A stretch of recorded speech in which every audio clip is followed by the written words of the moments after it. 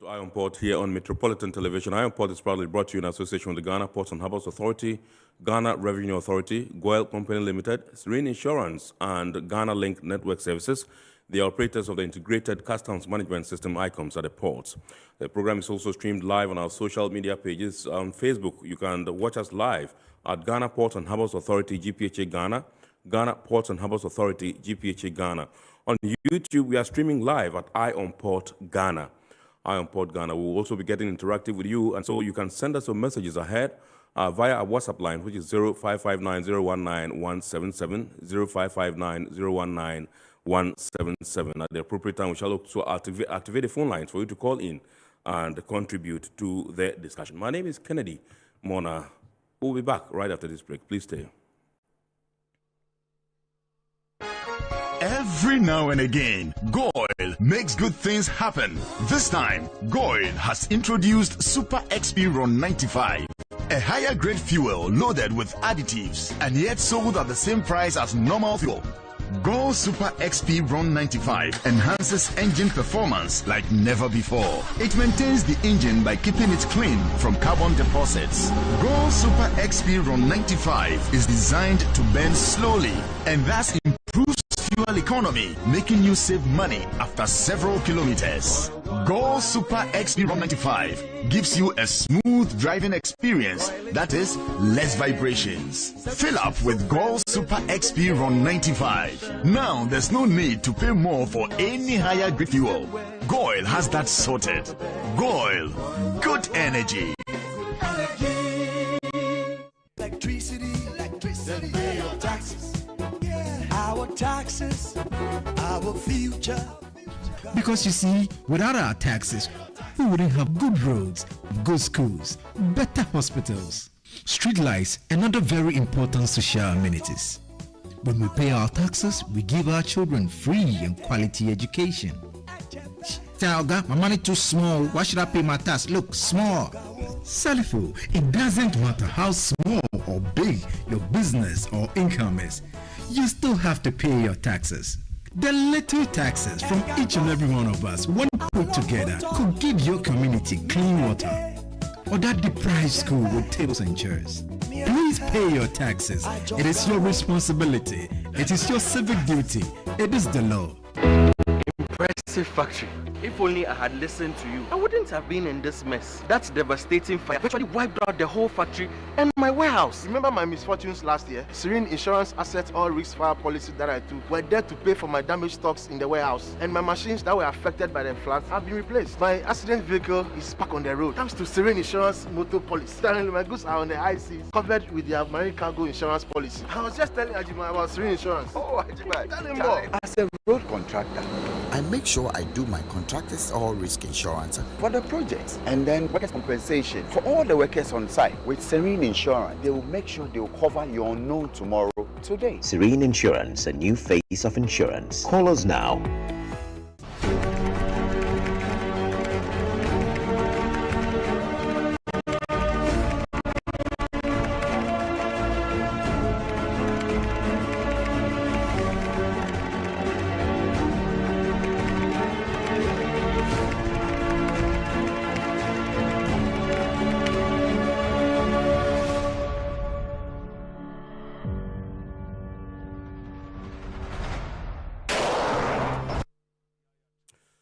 So you're all come back. It's now time for us to take a look at some of the happenings in the port and maritime industry in the course of last week. And one thing that happened was the fact that Meridian Port Services, MPS, took productivity to another level when it broke its own record of productivity. We bring you that story.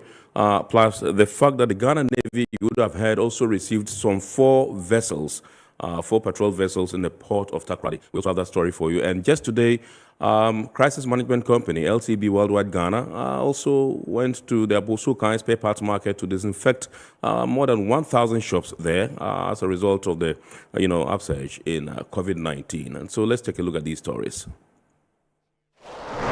The Meridian Port Services Limited has recorded 148.83 moves per hour, discharging cargo from the vessel MSC Ivana at Terminal 3 of the Port of Tema. This milestone, achieved on the eve of the new year, breaks the previous productivity record of 139.91 moves per hour done on another vessel, the MSC Levono. The total throughput handled on and off the 365-meter long MSC Ivana was 3,233 TEUs. Speaking to Iron Port, the operations manager at the Meridian Port Services, Emmanuel Hene Ado, indicated that this feat is as a result of the culmination of the investment in infrastructure and superstructure at the port, coupled with continuous upgrading of its human resource. After the handing over of this great edifice by the shareholders to MPS, Tema Port and Ghana, it required some changes for us to be able to meet the expectations of those who have invested in this edifice. And so over the period, we had to review our yard procedures, our vessel procedures, and also to train our staff to be able to meet these expectations. The Chief Executive Officer of the Meridian Port Services Limited, Mohammed Samara, also touched on the world-class gating and IT systems that are enhancing productivity levels at the terminal. As you can see, our infrastructure is a world-class infrastructure, and our equipment is top-notch equipment, and we are also geared with state-of-the-art, IT systems, giving digitalization all through the process, from vessel all the way to consignee, and from exporter all the way to vessel. All that is digitalized. He said MPS prides itself in helping the Port of Tema reach its ambition of blazing the trail for port and logistics services in the sub-region. We are a first port of call on this west coast of Africa. The vessel and the service that this vessel belongs to come direct from the Far East. And the vessel is not just bringing us containers for the Ghana and the interland of Ghana, but also is bringing some transshipment that will be routed to other ports like Abidjan, like Nigeria, Cotonou, etc. The MPS boss revealed that MPS will soon inject an additional $150 million into the phase 2 of the port's expansion. Close to $150 million more investment in infrastructure and superstructure, which creates job opportunities, and certainly, what's most importantly, adds more capacity, handling capacity for Tema Port and Ghana and the industrial sector or trade sector of Ghana.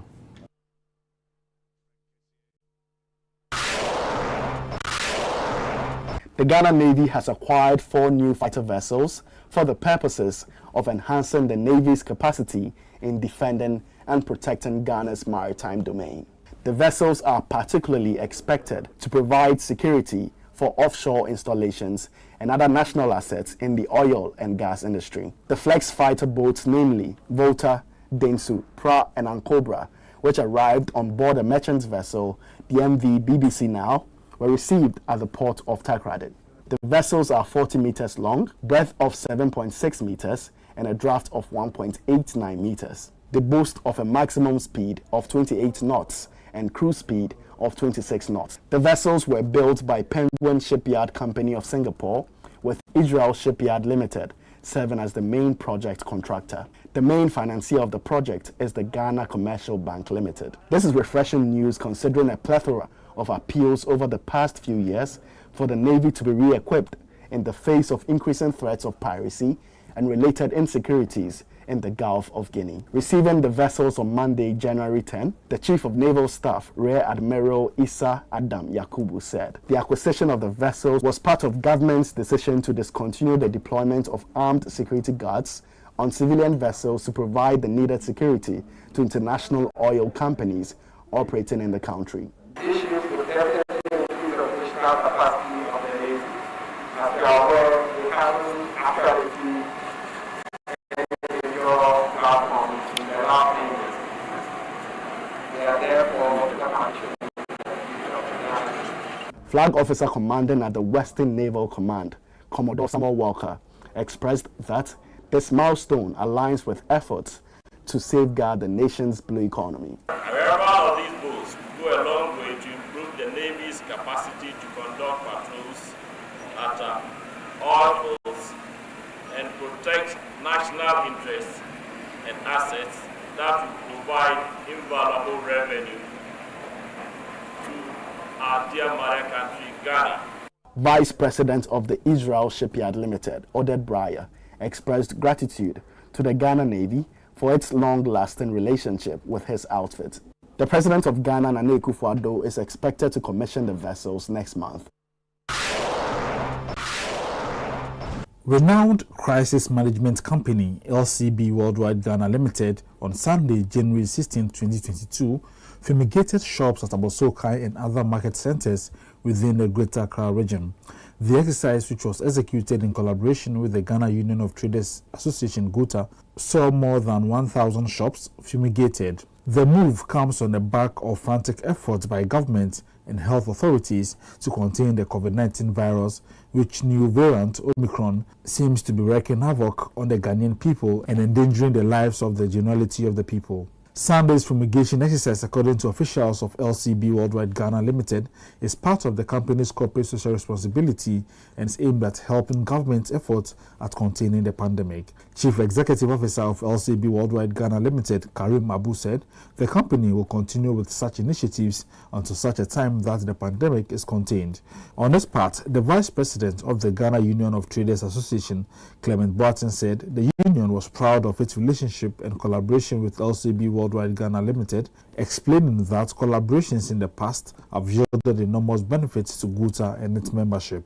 World Health Organization have tried as much as possible to put protocols that will be able to, contain this pandemic, and disinfection and fumigation is also one of the protocols. It is on that basis that GUTA, has partnered with LCB Worldwide, which is a world-class fumigation and disinfection company, to embark on this exercise to try as much as possible to help our members in the trading community to put in control of this pandemic. LCB Worldwide Ghana Limited has been contracted by the government of Ghana to see to the disinfection of all cargoes leaving or entering the port, as well as points of entry and exits.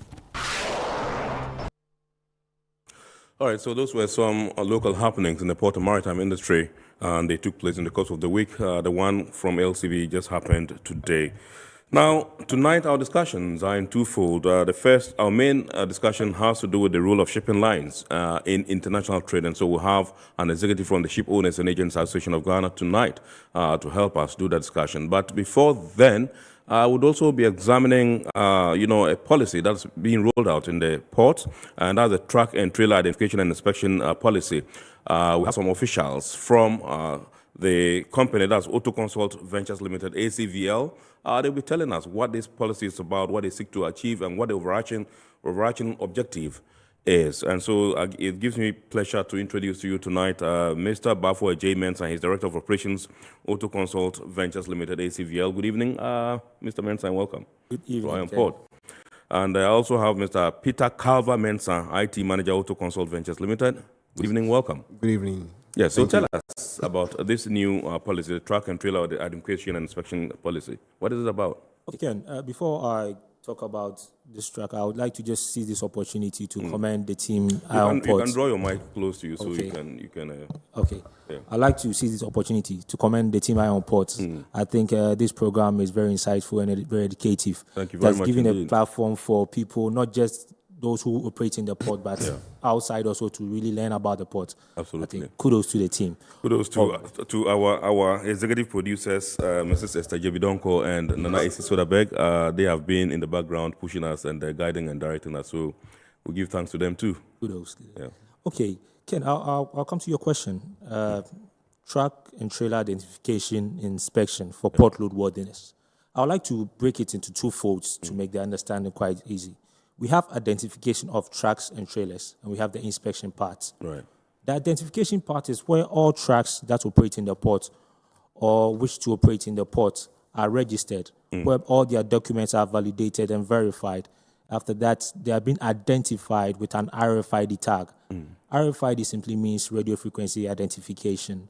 A tag is being put on all the tracks that operate in the port so that they can be verified at the port gates, at the various terminal gates, before access is being granted. And also their movement in the port, including their cargo they are carrying, can also be monitored. So that's one part of the project, that's the identification part. Right. The inspection for the port load safety part is also where all these tracks, they are being inspected to ensure that all the components that they use in carrying the cargo or used in securing the cargo are present and they are functioning properly. Talk about some of their components. It include, let's say if you take a flatbed trailer, we are looking at their twist locks, for instance, because a truck entering the port to carry a containerized cargo definitely have to have a twist lock to secure the cargo. So we inspect to ensure that all your twist locks on the truck are operating or functioning properly. We check to see the main chassis of the trailer to check for cracks or welding. If there are severe cracks in the trailer, we put it on a report so that you can know how you can go you can fix that defect. We also check to see if there are welding on the trailer, to see if the welding are done properly or not, also to let you know also. We also check the axles, we check the ties, we check the fifth wheel, we check the kimping, locking mechanism to ensure that everything is in good shape before a truck is being allowed to operate or carry a cargo, because it's about safety. So basically, the whole project is about safety of the cargo and the truck that is carrying the cargo to ensure that it's in good condition, and also to enhance security. Whilst a truck is entering the port, before it enters the port, it's being verified. Its information or data has to be in the port system before a truck is granted access. So basically, that's how the whole project is about. So tell me, are you going to treat the trailer and the truck as one unit, or you separate them? Okay, since a trailer can be decoupled and coupled with any other trailer, depending on the cargo the truck is going to carry, they are going to be treated separately.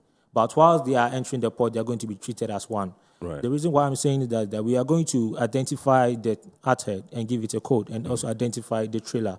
So if today you are entering the port with a flatbed trailer, to say, and tomorrow you enter with a bucket trailer, with the port system or the information, all will be given in the port, so that the port will know that this particular arthead entered the port today with a flatbed trailer, and maybe tomorrow or yesterday he entered with a bucket trailer. So they are going to be treated different. But that doesn't mean whilst we have done the work on them, you cannot decouple it. No, an arthead can always bring a trailer or a different trailer to the port, provided that it has been identified. All right, Peter, I'll be coming to you, but let me still stay with you a bit longer and find out what necessitated this particular policy. Did you make any observations? Did you conduct any research to, show that there are issues of safety? Okay. This project, as I said, is all about safety. And we know that safety is very paramount to every institution and every organization. We've worked with GPHA for quite a time now. And from the team that we worked with, the team identified these problems in the ports. And we all looked at the best way of these problems being solved. We all seen numerous times whereby containers are flipped off their trailers in the port. And sometimes it's because they are securing, the components are not well functioning. And we have also witnessed a place whereby trailers, as they are exiting the eastern gate, whilst they are ascending the Gassam Road, their trailers just decouples and just all these causes accidents. And when these accidents happen, it doesn't affect only the cargo or the owner of the cargo or the truck owner. It affects everybody operating in the ports, because when there's an accident, there will be traffic. Turnaround time will be lost. Monies have to be involved. And all these affect the whole or the entire people that are operating in the port. So basically, this is what the GPHA operating team saw and also made us aware. Then we also brought a solution to these. Okay, so can you tell us how many trucks you are looking at registering? Okay, for now, from the discussions and the work being done, we are looking at a little over 20,000 trucks to be registered. 20,000? Yes. Okay. To be registered. Over how long? This is how the operations of the trucks in the port are. We have trucks that operate in the port constantly. They do the evacuations, they do the imports and the rest. But there are some trucks that only come to the port when they have a vessel, or maybe when they are being contracted by a third party to come and do the work.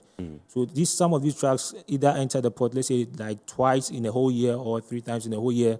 They don't really operate in the port. So with this, we have registered we have about 6,000 trucks, which we have 2,630 in our systems. With them, their documents have been validated. You have in excess of 2,000 already in the system? Yeah, in the system. 2,630 in the system where their documents have been validated and everything is okay. But the rest, we are still working with them concerning some of the companies, the operating licenses that have expired, that's their port operating licenses that have expired. Because if your port operating license have expired, you cannot be in the system. You have to work on that.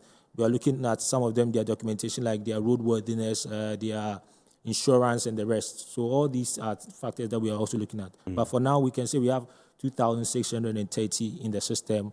We have a list of about a little over 6,000 already that we are working with to ensure that all their documents are met. Okay. I'll come back to you, but now let me go to Peter. Peter, Yes. You are in charge of IT. Yes. And you cannot carry out such a policy without information, without data. Yes. So what's the data system like, and how are you going to ensure that it's integrated with the port, data, so that we can have seamless, operations? Okay, so the system that we've developed, we've had a lot of consultation with the GPHA IT concerning how the data is supposed to be stored and then the mode of access that they are supposed to have. Also, once the whole project is started and then it's handed over to them. One of such implementations is to make sure that the database is actually hosted on GPHA's network. So at the moment, we've even hosted a server there now. Okay, so what we are also counting on is the security fabric of their infrastructure. Once the data is with them, it means that their infrastructure protects it. It means that if we have to synchronize data from our database to their side, it will be very, very easy. So those are some of the steps that we've taken so far. Okay. And so the IT component, can you bring us up to speed with the entire IT component of this particular project? Okay, so at the gate, when it comes to the detection of the tracks, that is during registration, they are given tags, which is pasted on the windscreen of the tracks. Yeah. Now, just like you do with your insurance and yes, exactly. So once the tracks get to the gate, we have installed readers that are supposed to detect the tags. And once the reader detects the tag, it's supposed to synchronize it to the database to find out whether that track is registered, whether it's valid to enter the port. So all that information is actually sent to the one who is monitoring it. Then several steps can be taken from there. Aside that too, we have the handheld, which is handed over to the security. So depending on the design of the gates, with some of the port gates, let's say for instance, Eastern Gate, if a truck should enter into the gate before it's detected to be denied access, then it means that turning around will be a problem. So the security that are actually positioned before the gate itself will have the handheld. So they would have to gun and verify if the truck is supposed to enter. So if it's not supposed to, then they quickly turn it around. Yes. Now, walk us through the registration process. If I own a truck and perhaps we've had an engagement and I want to come onto the system, how do I do so? Okay, so we have forms with GPHA monitoring. So they would have to go there, pick up a form, fill it, and then the instructions are all placed in there. So they handed it over to us, then we can take it from there. Yeah. All right, Bafo, so let's find out, when do you intend to begin the implementation of this particular policy? As per timelines agreed on the team. Have you widely consulted the stakeholders who are involved in this, the truckers, the JAPTOs and the others? Okay, I would like to pick it from the first one, when we intend to start. Yes. As per timelines agreed on, we are expected to go live in February. Okay. We are expected to go live in February. So as Peter was saying, readers have been fixed and trial tests have been done from last year and everything is working on. So we are looking at going live in February. And concerning stakeholder consultations, we have done a lot of stakeholder consultations. If you look at the project started officially like 2 years ago, but it has taken us a longer time to go live because we wanted to get to all stakeholders, also listen to their worries or their concerns so that we can put it on the table, so that the project also touches all of them. So it will not be like they are being left out. So that's why we have taken this long. So JAP2 has been involved in this consultation. All corporate companies that operate in the port have been involved, and also the third-party transporters are also being involved in this. So what were their concerns when you met them? Okay. Their concerns, the biggest concern was that they felt that this project is going to kick them out of business because they are afraid that maybe the inspection or the IT components might not allow them or might not grant them access to the port. But which we have explained to them a number of times, and those who have registered can attest to that when a track is being inspected or for the port loadworthiness, all defects that are found are being put on a report and given to the transporter. And you are given enough time to operate or to fix the defects. Right. So it's not like we just inspect you today and we find a defect on the track, then that means you cannot enter the port. You have to go and fix it. No, you are still given enough time so that you can fix those defects. Unless maybe the defect that we find is so massive that it cannot carry a cargo. That one, we all will bet that it will be a danger for that track to enter the port to operate. So that one, we caution you and ensure that you do it before we give you this. But immediately we conduct the inspection and find defects. We give you a report on the defects and we give you a time for you also to go and work on them. Yeah, I ask because if I am a truck owner and I operate a truck and I hear about this kind of policy and I probably have a feeling that my truck is a bit rickety, I will feel threatened that you want to throw me out of business. And so naturally, I wouldn't be comfortable. Definitely. As I said, that was one of the biggest challenges. But as I said, those who have gone through the process can attest to that. The idea of the project, or the main essence of the project, is safety at the port. And safety involves all of us. We all have to play a part.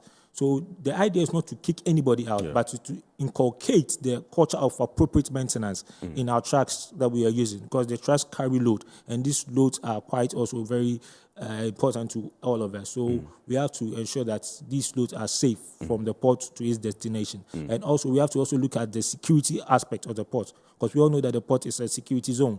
So any truck that is coming there, at least the authorities should have enough information on the truck to ensure that starting from its registration with the driver's license authority, the insurance, even registration with the port, all that, everything is intact before it's being granted access.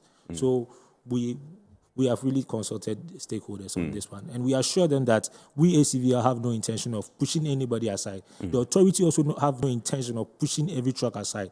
At least all the cargoes in the port has to go to its destination. And without these transporters, I don't think these cargoes can move. So they are very important to us. They are very important to the authority. That is why this project is also in, for all of us to have a safe environment and a secured environment in the port. Right. Peter, is this particular policy going to be limited to only the port of Tema, or you would go to Takoradi as well? For now, we are limiting it to just the port of Tema. Okay. Once we go live and everything is set up, then we can move to maybe any other location. Okay.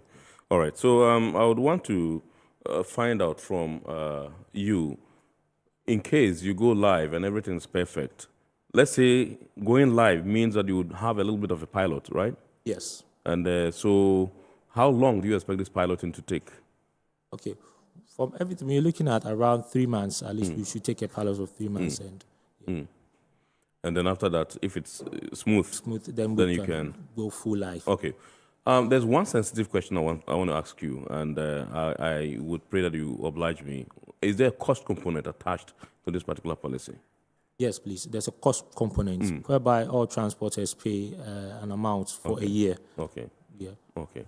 And you didn't have any fisticuffs in terms of engagements when it came to this particular aspect of the engagements in terms of costing? When it came to the cost, at least it also took us time because there were back and forth with us and the stakeholders, the transport stakeholders, for us to agree on what we have agreed on. So it took us time. They also were involved in all these. We have documentation that shows that they also were involved in all these cost analysis. And before it was approved by GPHA for us to use it, the stakeholders also had to approve it before this charge with it. So it's for a year. So when you register, you renew it every year so that we ensure all your documents are still intact and your track is also intact. Okay. So as you take leave of us, I just want to find out from you, when tentatively in February are you going to start? Because you said you're going to be starting in February. Yeah. Is it from the first week, second week, third week, or last week of February? By the second week of February, we should be going live and doing a pilot. Okay. All right, so just some final words to truckers who are probably watching us live tonight and those who have not been, signed onto the system yet or registered. Why do you think it's important for them to register? Just your final words to them. Okay. We all know safety, when it comes to safety, is very important to all of us, as we have mentioned that security also in the port is also very important to us. You might be having a good maintenance schedule for your own tracks, but what about the other track? If the other track have an accident in the port, as I said, it doesn't affect only that track, it affects everybody that operates in the port. So we are encouraging everybody or every transporter who have not registered as yet to come on board, go to the monitoring department if you're a corporate or a third party and pick a form, then attach all necessary documents and go through the process so that you can have your RFID tag, so that you can be verified at the gate, because the gates are going to be automated. So it's not going to be any humans or the security, it's automation. So you should have your RFID and all your data with the system. And the individuals and the unions also have to go to the JAP2 office also to pick up their forms. And when they pick up their forms, JAP2 executives will endorse and ensure that they belong to their union before we also can work on them. Right. And all tracks that have already registered, that are already in their system, we're encouraging them that those who don't have the RFID tag as yet, the RFID tags are ready. Okay. So they should contact ACVO so that they can have the RFID tag fixed so that they can enter the ports smoothly without any. All right. Great. Thank you very much. Bafua J. Mensah is Director of Operations at Auto-Consult Ventures Limited, ACVL. And we've been also speaking to Peter Calva Mensah, IT Manager, Auto-Consult Ventures Limited. There's a new policy coming up in the port of Tema, and that's the truck and trailer identification and inspection policy. And they've broken it down for you. I hope you've assimilated it and you are prepared and fired up for the rollout of this particular policy in February. We're grateful to you, gentlemen, for coming on the Iron Port Show. I believe that that's when it be when we call you, you'd oblige us. Thank you very much. Viewers, we'll go for a break. When we return, we swing into our main discussion for tonight, and that's the role of shipping lines in international trade. Please stay. Every now and again, Goil makes good things happen. This time, Goil has introduced Super XP Ron 95, a higher grade fuel loaded with additives and yet sold at the same price as normal fuel. Go Super XP Ron 95 enhances engine performance like never before. It maintains the engine by keeping it clean from carbon deposits. Go Super XP Ron 95 is designed to burn slowly and thus improves fuel economy, making you save money after several kilometers. Go Super XP Ron 95 gives you a smooth driving experience, that is, less vibrations. Fill up with Go Super XP Ron 95. Now there's no need to pay more for any higher grade fuel. Goil has that sorted. Goil, good energy. Electricity, then pay your taxes. Our taxes, our future. Because you see, without our taxes, we wouldn't have good roads, good schools, better hospitals, street lights, and other very important social amenities. When we pay our taxes, we give our children free and quality education. Talga, my money too small. Why should I pay my tax? Look, small. Salifo, it doesn't matter how small or big your business or income is. You still have to pay your taxes. The little taxes from each and every one of us, when put together, could give your community clean water or that deprived school with tables and chairs. Please pay your taxes. It is your responsibility. It is your civic duty. It is the law. Impressive factory. If only I had listened to you, I wouldn't have been in this mess. That devastating fire virtually wiped out the whole factory and my warehouse. Remember my misfortunes last year? Serene Insurance Asset All Risk Fire policy that I took were there to pay for my damaged stocks in the warehouse, and my machines that were affected by the floods have been replaced. My accident vehicle is back on the road thanks to Serene Insurance motor policy. Currently, my goods are on the high seas, covered with their marine cargo insurance policy. I was just telling Ajima about Serene Insurance. Oh, Ajima, tell him more. As a road contractor, I make sure I do my contractors all risk insurance for the projects, and then workers' compensation for all the workers on site. With Serene Insurance, they will make sure they will cover your unknown tomorrow today. Serene Insurance, a new face of insurance. Call us now.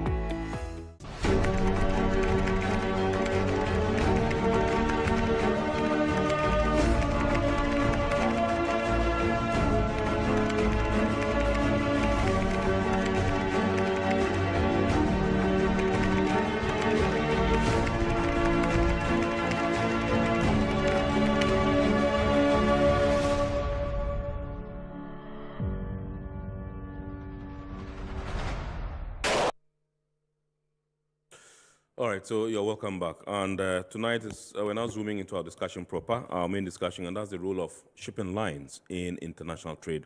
We are privileged to have in the studios Mr. Adam Imore-Ayana, who is an executive member of the Ship Owners and Agents Association of Ghana. Good evening, sir, and welcome. Thank you. Thank you, sir. Yes. Thank you. So we're taking a look at the role of shipping lines, whom you represent, in international trade. Let me find out from you how year 2021 went for shipping lines in the country.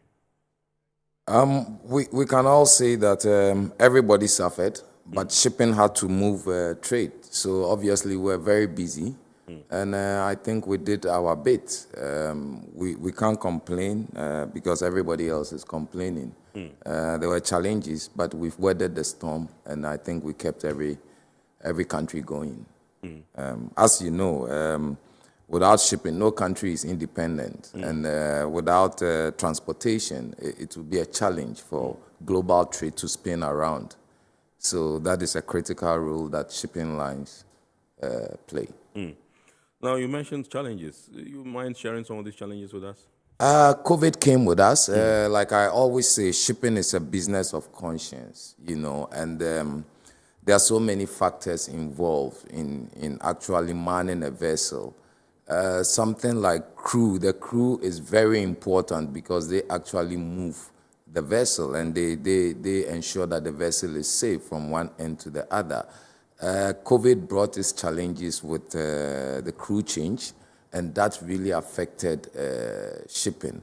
I mean, like I'll give you a story about one captain, Captain Capuru of a container vessel. It says it's MV Italy. This captain boarded a vessel in South Africa to ply the Far East route. He boarded the vessel on 28 March 2021. And unfortunately, 2 days after thereabout, he started developing some complications. So I don't want to go into the medical aspect, but bottom line is on the 13th of April, he passed. No, because at that time, you know, at 2020, because at that time, there were so many restrictions, no port wanted him to get off.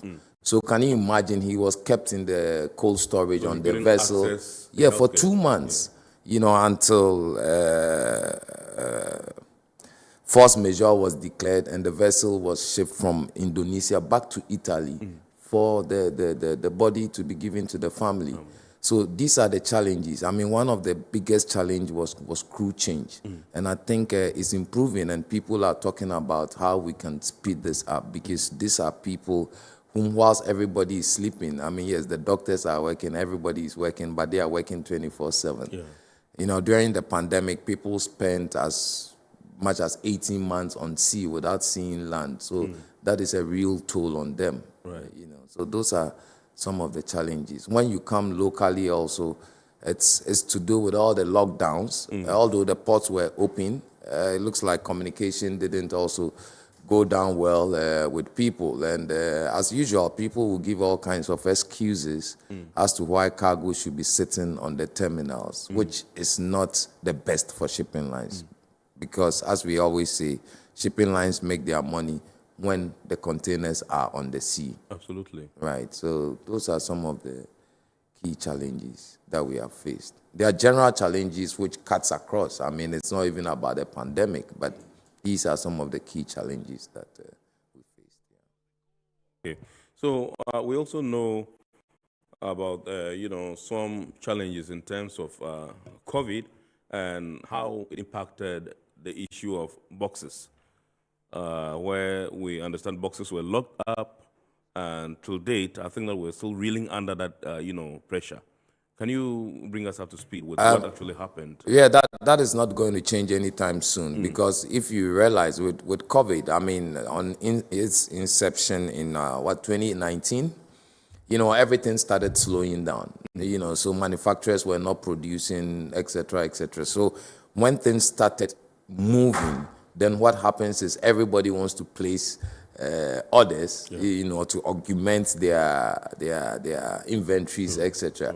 And this then means that, and because of the COVID, that they were laid off, because initially shipping lines were sailing blank, and blank means that they're sailing, you know, at very lower than capacity, and that is obviously a cost to them. So when things picked up, we didn't have a lot of vessels also rolling around, and we had a lot of cargo. So the demand and supply came into place.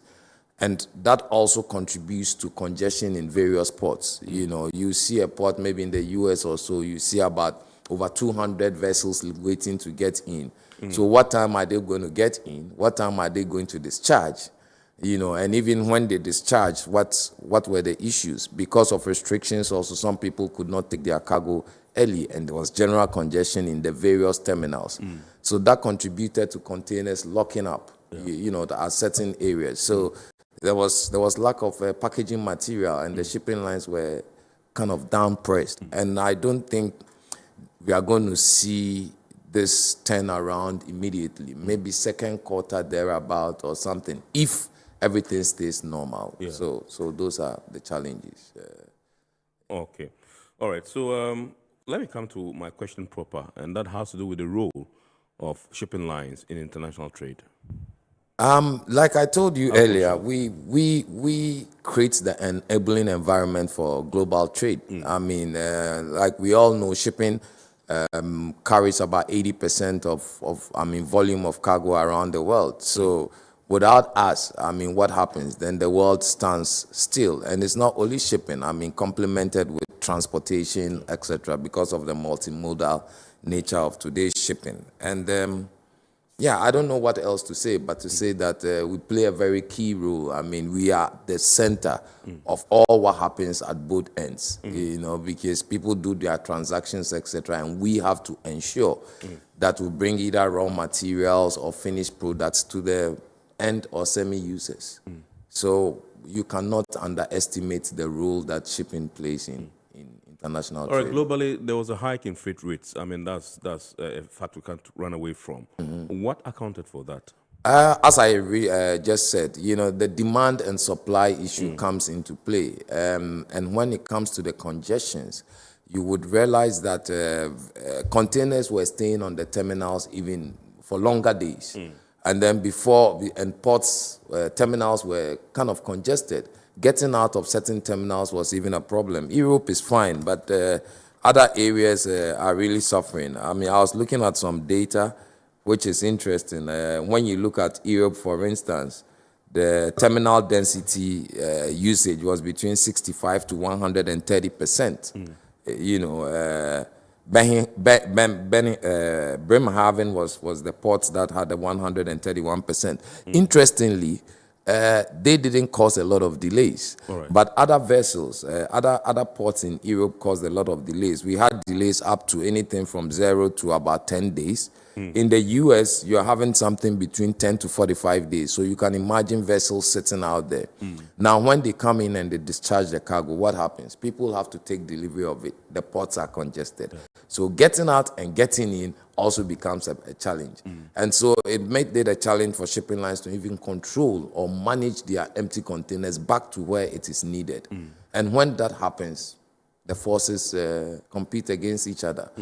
And I think everything also happened. You know, shipping has suffered over the period from a financial standpoint. And COVID also hit in. So when you look at it and you look at the decarbonization, I mean, we have to care for our globe. Shipping lines have to also invest in all that. So, you know, a combination of issues. And we have to recoup our costs. So some way, somehow, if we want trade to move, if we want the world to continue going around, then we should support the shipping lines to also be able to survive. Yes. All right. So what do you think is the way forward out of this these hikes in freight rates? What should we be doing to ensure a reversal? It's a global issue, right? It's a global issue. I mean, some of the general improvements globally, and I think it affects us locally also, is that government should revitalize the multilateral trade systems, you know, trade liberalization and multilateral actions to benefit the economics and social benefit. But, you know, we are under the threat of trade restrictions now globally. If you watch, a lot of countries are also bringing in all kinds of restrictions. I mean, we have to look at this and maintain that focus that we had. And parties should be talking. You know, the protectionist approach should be looked at because it doesn't help global commerce. I've just spoken about the crew change, the end-to-end. It's very critical that we look at it and abide by international standards. That is when it comes to Ghana. I think we haven't done badly in Ghana, although we had some teething challenges. We have to ensure that the supply chain, parties in the supply chain coordinate a lot, because you're talking of the carriers, the ports, the transport providers. You need to invest in the port system so that we can have this quick turnaround times. And volumes count a lot, because if I'm coming to Ghana with a certain volume and I'm going to another country with a certain volume, you can appreciate the cost factors and also the container turnaround, because cargo is now struggling for vessels, not the other way around, not vessels struggling for cargo. And I don't know, and people should be, I think some of the things we can do in Ghana, I don't know how it will impact the freight rates as we speak now. But some of the things we should be doing in Ghana are very simple. You know, we should reduce the dwell time of cargo in Ghana. You know, dwell time. Yeah, the dwell time of cargo. We have cargo sitting in Ghana for far too long, so that we can't get these empty containers back. You know, one of the things is also that Ghana especially should find a way of reducing abandoned cargo. We have seen an increase in abandoned cargo, and this affects the manufacturers, the sellers, the shipping lines, and somebody benefits, because we all know that these cargoes, when they are auctioned, I mean, you can imagine, I'm sure even government suffers and certain individuals benefit. I know for a fact that we are even talking of going to pick up almost about 300 empty containers at the auction bay for shipping lines. What happened? We've lost all this money. Some freight is not paid, you know, so what happens? And the containers have sat down for a very long time. You can attest with me, I'm sure you've heard some of the US ports trying to levy, some have even started already, $100 a day for a box sitting on the terminal. Obviously, it will be passed on to the final consumer. US is lucky that their interest rates are low now, but what of Ghana? Is this something you think we can replicate here in Ghana? If you replicate, what does it do? It goes back to the consumer. And what happens? I don't think our ports are congested so far, you know, but if we can improve the turnaround time. The fact is that we have a lot of cargo sitting at the port uncleared. Yeah, so what can we do?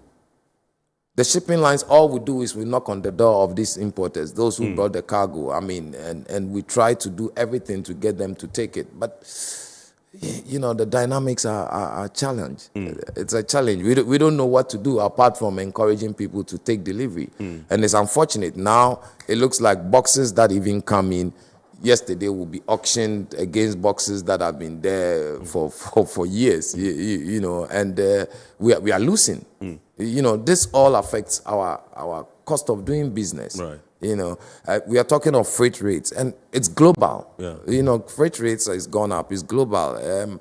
I know a couple of shipping lines that had to, that is in Ghana, that were competing with their neighboring countries like Ivory Coast and other places, where their cargo had to be left on terminals because Ivory Coast was even paying better. We are shouting that the rates are higher, but Ivory Coast was even paying higher freight rates. So what happens? They get their cargo on time, you know, and then Ghana might have to wait for a rollover for another vessel, etc. So those are all the dynamics. So it's important that the players, that is those who import the cargo, the shipping, the carriers, that's the shipping lines, and then the ports, terminals, and transport should always engage so that we always find innovative ways and quicker ways to do things.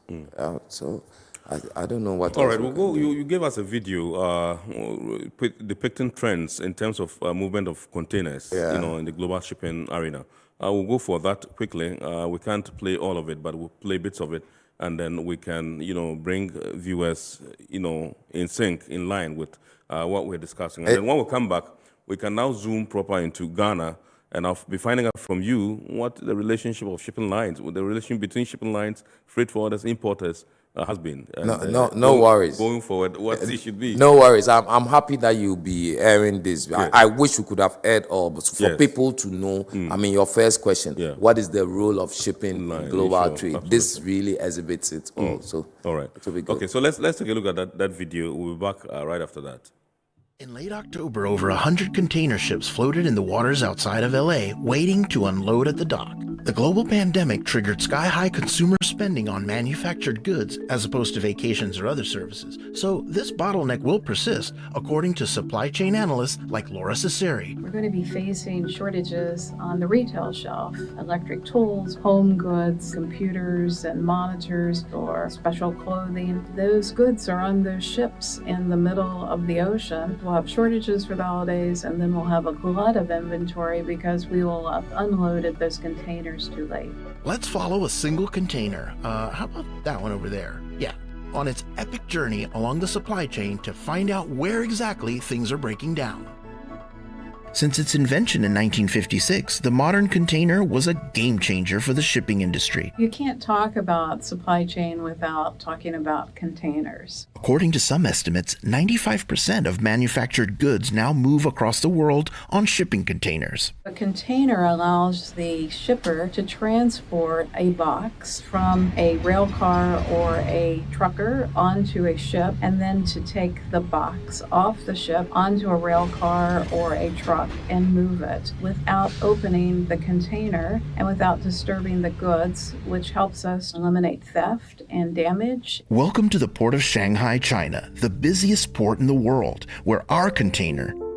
No, the one on the right. Yes, that's the one. Good old C18327777251 is one of over 30 million 20-foot containers moved through this port annually. Our container is loaded onto a truck and travels to a manufacturing center in Guangzhou, China, to be loaded up by a forklift with 3,500 pairs of shoes, part of a big order for Walmart in the United States. The containers are loaded at a manufacturing site and then they're sealed, which basically says that it has been prepared for shipping. With its passage to Long Beach, California booked, our container is sent back to the port of Shanghai, where it is moved to the dock and onto its designated ship. There's our container being moved onto the ship by a robot crane. They're very sophisticated. They're the most sophisticated in Europe, more sophisticated in Asia than in North America. The North American shipping industry has been resistant to move to high automation of the cranes. Our container is now ready to cross the Pacific Ocean, the next phase of its long journey to a Walmart in Chicago. A large retailer might have a purchase order that will cover multiple containers. I've seen a single purchase order for Walmart cover 50 different containers. Our container will spend 20 to 30 days at sea, stacked alongside 15,000 other shipping containers. To carry a supersized load, you need a supersized ship. To cut costs, shipping vessels have become a lot bigger over the past few years, and that means they take a lot more time to unload. Many smaller ports can't handle these big boys, putting pressure on large ports like LA that are already struggling to handle the spike in demand caused by pandemic consumer spending patterns, which are centered on imported goods. When you have this much volume, you have a black hole in the supply chain and you don't know necessarily what's on each container. And the issue is that containers don't have authoritative identifiers. So while you'll go to the grocery store and you'll buy a pack of gum and scan it, it has a unique identifier. A container will have a number, but you've got to see the number, and it's hard to see the number on the ship. Also, the numbers may not be intact. After a month at sea, our shipping container comes within view of the Port of Long Beach. Together with LA, these sister ports handle 40% of America's inbound sea freight. And traffic is way up because consumers, still rattled by the pandemic, keep spending their money on manufactured goods. The satellite image for the ports in Southern California show upwards of 100 container ships at sea. Most of them are waiting 10, 15, 20 days, and they're just sitting out, waiting their queue, waiting to be called. If the ocean container carrying ships are not given a spot on the dock, they just sit and wait. And one of the issues is sometimes they can experience weather. And when weather happens, some of the containers fall off the ships and they fall into the the ocean. 1 to 5% of containers will actually fall into the ocean. The containers that fall off the ships will basically bob in the ocean. Sometimes, the goods will get wet and sometimes they won't. More than 3,000 containers went overboard in 2021.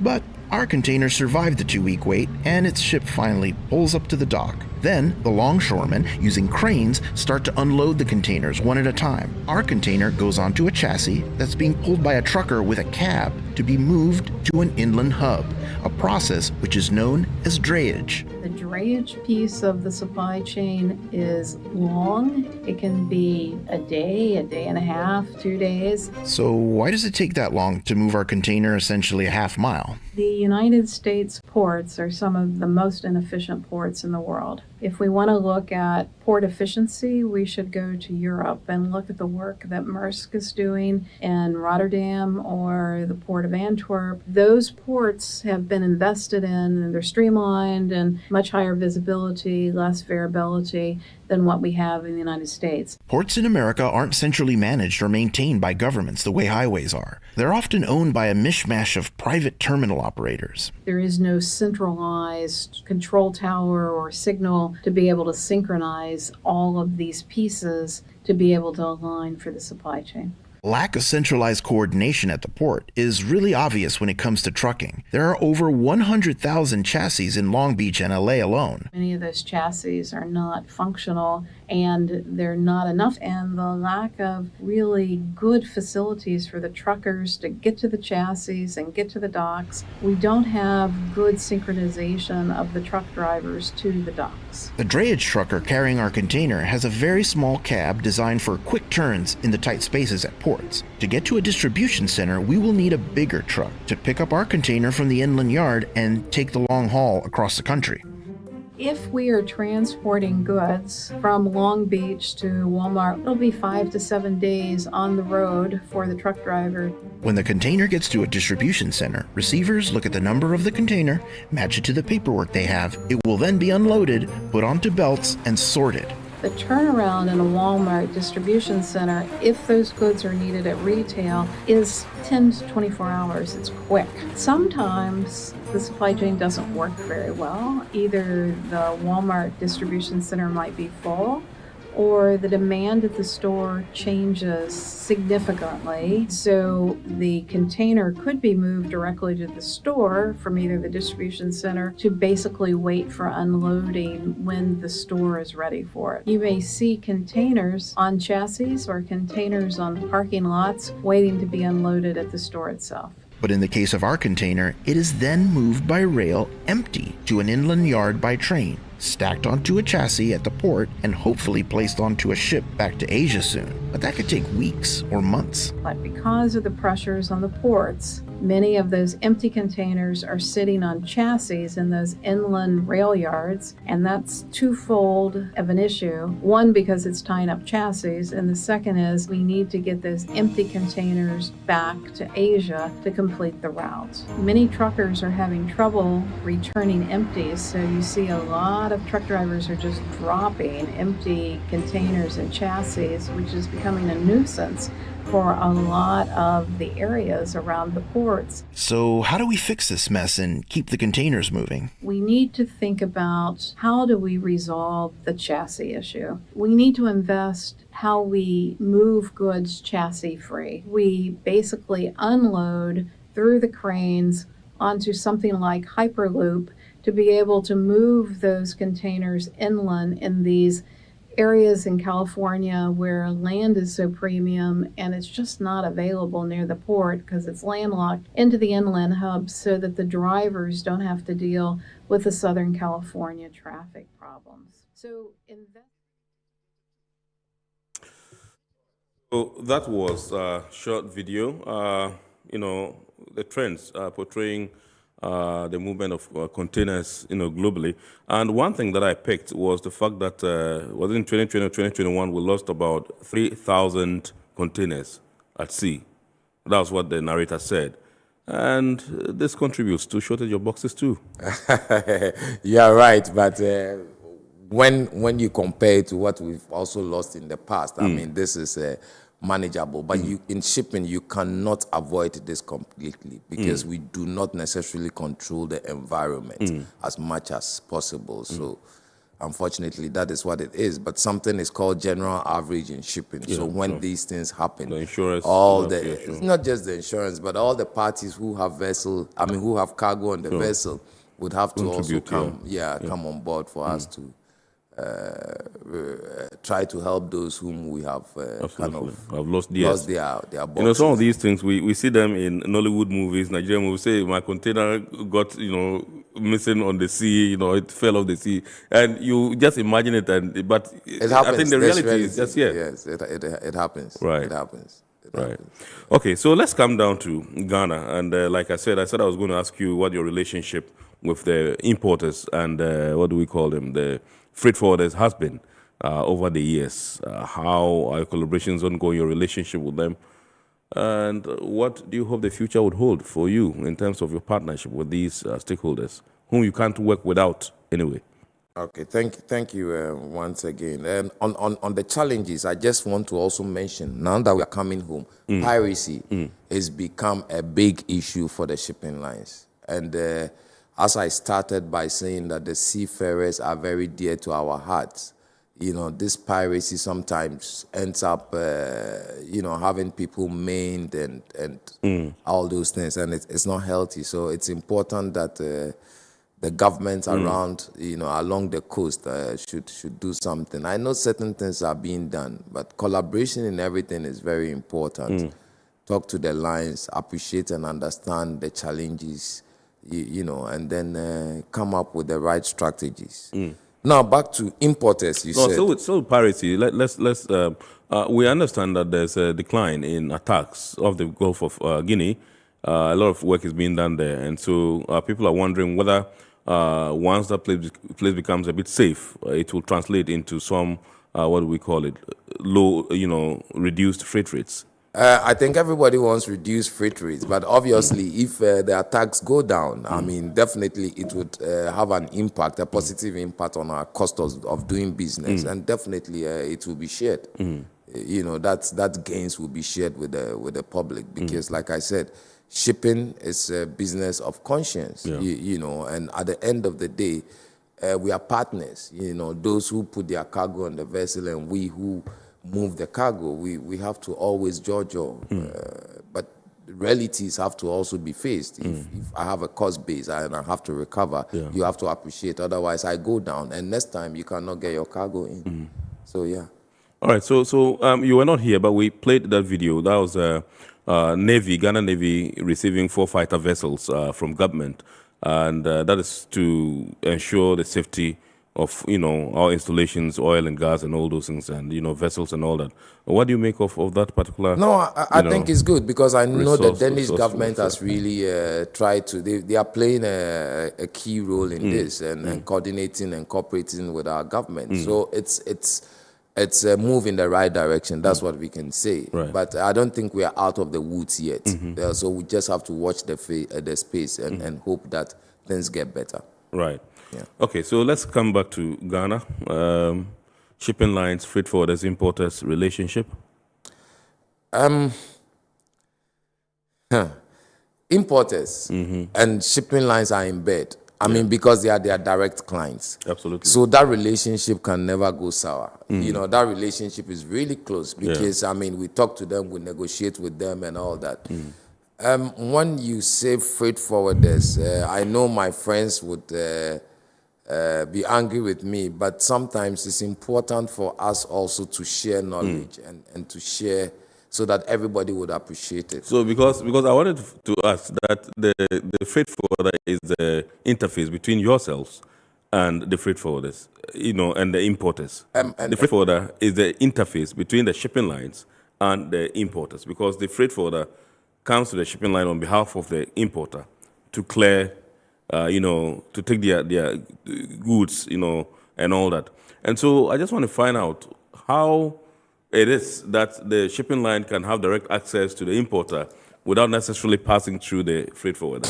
Oh, but I mean, at the end of the day, legally, we have a legal contractual agreement with the actual importer. So Yes. we talk to the importers every time. Okay. This is where I want to just highlight something a little bit. At the end of the day, when you talk about the freight forwarders, I would say that freight forwarders per se are very close to shipping lines because most freight forwarders, that's freight forwarding, actually negotiate freights on behalf of their clients, Importers, yeah. right? On behalf of their clients. But when you talk about customs house brokerage, that's a different thing. That's what you just enumerated, that they become the interface when after the cargo has been discharged. So there are two different things. So when you mention freight forwarders, shipping lines and importers are always together. Shipping lines, importers, and freight forwarders are always together. Freight forwarders feed us with a lot of information because they also coordinate with the clients. They know what is happening with the clients. We also try to get into the heads and the business of the clients, and then together we make we bring the cargo along. They bring it to us, and then we bring it here. When it comes to the customs house agents also, I don't think there is any antagonism. You know, I keep saying that dialogue is key. And since they have become the interface when the cargo comes in between the shipping line and the actual importer, it's always important for them to see themselves as standing in the stead of the importer. So in that case, they become automatically the client, not technically, but automatically the client. And we have relationship with our clients. So you have to take that relationship and nurture it. And the doors of shipping lines are really open. I think the future is bright. Just a couple of months ago, I was involved where, you know, I think there's an umbrella that you have, give, Cuba, under, you know, and we try to call them that, guys, come and let's dialogue and let's understand some of your challenges because we might be doing certain things that we don't know that is hurting you. And I think we had a very good meeting, I mean, to the best of my knowledge. And we have been pushing for even feedback after that meeting, and unfortunately, it hasn't happened. You know, I talked to individuals, etc., but as a group, all the issues that were discussed, I've been calling, guys, when is the next meeting? Because we are ready to dialogue. We went ahead even after that meeting. One shipping line went ahead to create an environment to say that, hey, come and talk to us. Let's explain our processes to you. And in that meeting, I was fortunate to sit in it. And you could see that there were certain things that one of the clearing agents would complain that, you are doing, I don't want to mention the shipping line's name, you are doing this and I have this challenge, this and that. And his colleague, a clearing agent, would also say, oh, but I don't have any issues with this. I do this and that. So sometimes it's communication. And I must say also that there were other issues that, yes, it cut across. And the shipping lines told them what they can do and what they cannot do. So, like I keep saying, dialogue. But there's this long-standing issue of, you know, freight forwarders complaining about high, you know, costs, you know, from shipping lines. They mentioned some fees that are being collected by the shipping lines, container administrative charges and all those things. And they think that this is not right. And one issue that bothers them the most has to do with the fact that when their containers are with the shipping lines, it starts accruing demurrage, rent or demurrage, because the container would have to be sent. You know, the guy will have to pick the container first. Now, it's not his fault. He's working at getting it, you know, and you are charging him when you are not working on weekends or public holidays. They think that this shouldn't happen. They shouldn't be applicable. Okay, let me understand you. What is the issue that they are having, that they don't have access to their containers? Is that correct? Yes. Their containers are with the shipping lines. They are making frantic efforts to pay and pick the containers. Now, on weekends, the shipping lines are not working, and so they cannot effect payment to get access. On public holidays, which is not they are making frantic efforts. The shipping lines are not working, and so they think that no. And they give a scenario where the days for free, you know, the free days starts counting at a particular point in time where, you know, you don't even, it doesn't make, you know, sense to them. And so it's like, it's a ripoff. Thank you. back to your first question. When we started, at the end of the day, how are we going to make things better? Why should we keep containers on you just said it yourself, that there are containers sitting on the terminals for a very long time. Cleaning. Yeah, no, hold on. But why are the containers staying there for a very long time? Because cut across, what cuts across is, apart from reefer, which is very different dynamics, all dry boxes minimum enjoy 7 free days. So let's even say the shipping line comes in on Saturday and drops the box. So let's even say they are not working on Saturday and Sunday, right? You have 5 days. Is that not enough to take delivery? If you can't take delivery within 5 days, which is also a free day, then there is a challenge. But the bottom line is, in the past, we have tried to work on weekends.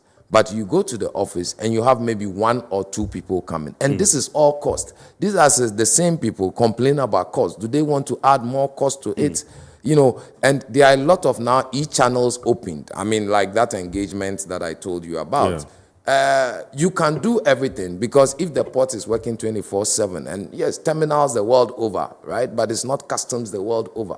You know, work along those lines. What stops you from satisfying what the shipping line, you know, wants, prior to that time that you would not have access to the shipping line, and go and pick your boxes?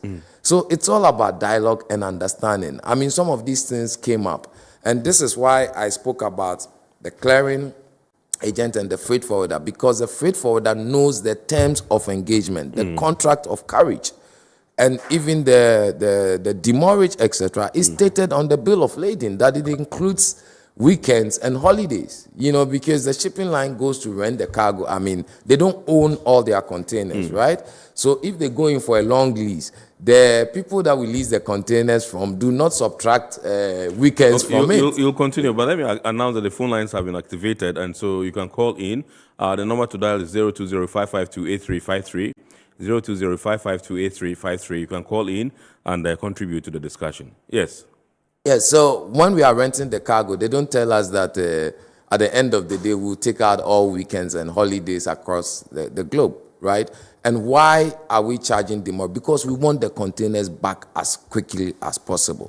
And we all know that apart from the 7 free days that people have, let's say 2 days is even holidays. But just to make a point, some shipping lines work, I think, half day or something on Saturdays. Not on Sundays, though. But shipping lines have announced that there are so many e-channels, you know, that you can still have their staff to work for you. Some of them are automated. So it's about dialogue. I think with that meeting that we had, some of these things came up. And we told them generally what they can do and what the shipping lines also have put in place. So yes, it's a private business. People are working. You have engaged people at a particular point in time. You've engaged them on a certain term. If you are going to review their term, they are all our own brothers and sisters who work in these places, right? And that would also bring in more cost. And where would that cost be? Who should absorb it? If we pass it on, is it going to be a shout? I think the shipping lines will be ready to open their offices 24/7 if we all agree that there's additional cost that should be passed on. If maybe they feel that cost will augment the containers from getting out, whatever, it will impact their cost positively. Let's sit and talk about it. But I don't think it's time for us to open up like that, because you have 5 days, Monday to Friday, you couldn't. Why only the weekend? And the weekend is not the shipping line's fault. And the holiday is also not the shipping line's fault. Just like the importer or the agent will say it's not their fault. And all these things are known ahead. You know, prior to you putting a cargo on a vessel. You know, a freight forwarder would understand and appreciate, because he kind of most times gets involved in these negotiations. So he knows these things. The clearing agent also know quite a bit, because they are very smart, and they also have these things. And they dialogue with the shipping lines every time. And we know that in this country, about 70%, if I'm not lying, enjoy more than 7 days. They have 14, 21 days. I think 30 days is coming down now. So with all these days, what are we complaining about? Okay. This one says, it's a message. I'm going to some messages now. This one says, good evening, Mr. Host. Kindly tell your guests that some of the shipping lines offer poor services and they need to up their game this year. This is from Isaac from Tema. And this one says, ask your guest if he will call for frequent auctions by customs to free containers in order to reduce demurrage costs. Dan from Kumasi. If we will do what? Ask your guest if he will call for frequent auctions by customs to free containers in order to reduce demurrage costs. Oh, if we will call for frequent auctions? Yes, at the ports. You can ask customs. We are on their neck, right? Even now, we're looking for the process flow for auction because we are very interested in it, right? At the end of the day, yes, it's a cost to us that the cargo is gone to auction, but we are better off getting our containers back. So we've been pushing customs, not just today. I mean, 10, 15, 20 years, we've been pushing for auction. This is what I'm telling you. I mean, next week, for instance, at our own cost, we are going to rent equipment to go for our empties. And what I'm told is we have almost about 300 empties sitting there. That has been sitting there for a long time. So it's something that we need the empties and we'll push for auction. Where? Sitting at the state warehouse or wherever, the virtual or wherever it is. You know, because now the containers are used as warehouses. And it's not healthy for the industry. So yes, we would always push for customs to auction. You know. Now, Isaac feels that some of the shipping lines really are providing poor services and they need to up their game. Do you agree? Listen, in every situation, there will be challenges. You know, sometimes people make general statements. I recall when we met with Kofax or something, Kofax, quite a number of things came up. I mean, it might surprise you to know that one party said, oh, I have a contract and the shipping line is not abiding by the contract. So you have to take it up. I said, okay, please, can I see the contract so that I can then follow up with the shipping line? The person asked me, why do you have to see the contract before you talk to the shipping line? I said, so what am I going to tell them that you are ripping off people with that? So it's dialogue. And like I said, the doors are open, right? If you go to the shipping line and you are having challenges, maybe they are not opening their doors, come to the secretariat. The executive secretary is always there. When it hits the fan, she would definitely rope me in. Right. And I don't think it will get to that level. Okay, let's welcome Frank from Takoradi onto the phone lines and we'll continue the discussion. Good evening, sir. Good evening, boss. Yes, please flow. I'm very interested about the discussion that is going on. Right, thank you. And I'm sorry that I've lost my voice for today. That's fine. But my concern is, you see, the shipping line, I want to know, when a container comes to your logistics, how many years will you use the container before the container gets out of the system? Because some of their containers are old. And then when they give it to the client, they don't give proper access to the coin signing or the shipper to know that this is the problem that we have in the container. But they just dump the container to the client. He or she also will load his items and bring it to Ghana. When the container comes and the container is cleared, because when items are in the container, you won't know whether there's a hole somewhere or there's a cut somewhere. But as soon as the container gets out and the items are offload, sending the container back to the shipment, they will tell you there's a hole in the container, so you have to pay for it. Okay, all right. They will have to pay. And at the end of the day, the driver did not get any accident. There's nothing like that. But where there's a hole somewhere, they will tell you that you have to pay. They will bill you more than 1,000 plus. Okay. Frank, thank you very much indeed for your call regards to the people of Takoradi. Yeah, he's talking about the condition of containers, boxes, when they come. Some of them, he believes, get rickety over there, they get damaged over there, and then they give it to the unsuspecting importer. It comes here, and then the importer runs into problems and will have to pay monies for no fault of his or hers. What was the gentleman's name again? Frank, yes. Yeah, Frank, thank you for the submission. All these things are good for us to dialogue. Just to let you know, when a shipper approaches a shipping line for a container, the shipping line gives a container to the shipper. We are supposed to give a clean container to the shipper. And the shipper has every right to reject the container. And you can check it with even exporters in Ghana. Some of them reject containers, and the shipping line has to replace them. So with that, it's not that the shipping line trusts the containers on the people. No, the shippers have every right to reject them. As to the timeline, as to the voyage that the shipping line makes with every container, I'll leave it, because everybody, it's a commercial decision, and everybody has a different dynamics. When it comes to the damage to containers, some of the damages are so glaring that you would know that as at the time, because I fully agree with him and I fully appreciate that when you are taking containers out, that's why we do something like container condition. But it's the physical things, where we see is what we would note down. And when you take the container and there is a hole in a certain corner, that is why maybe for education purposes, let me tell them, for those... We have barely 5 minutes to yeah, wrap the up. freight forwarders know, but the clearing agents, they should know that when you take a container and you open it, or you are taking delivery of the cargo, and you realize that there's a hole in it, call the shipping line. They would let a surveyor come over there, and then they will look at it together or something. But if it happens also after, listen, let's dialogue, because there's a way that this can be ascertained, whether it happened on the terminal, on the vessel, or at your depot. Sometimes people are difficult. Yes, I must admit. Sometimes the shipping lines go for are our last difficult. caller. We don't have enough time, briefly, and he's calling us from Boche in Accra. Good evening, sir. Good evening, sir. Yes. Please flow.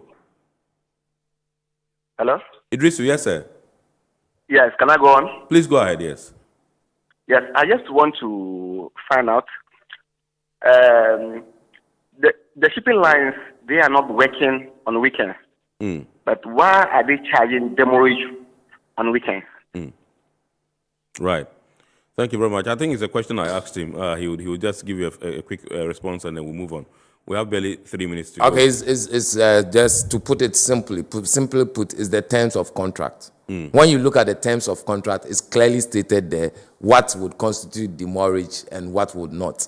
So when people look behind the bills of lading, they will see the condition under which demurrage is charged, whether weekend and holidays are involved or not. But it's part of the carriage of contract.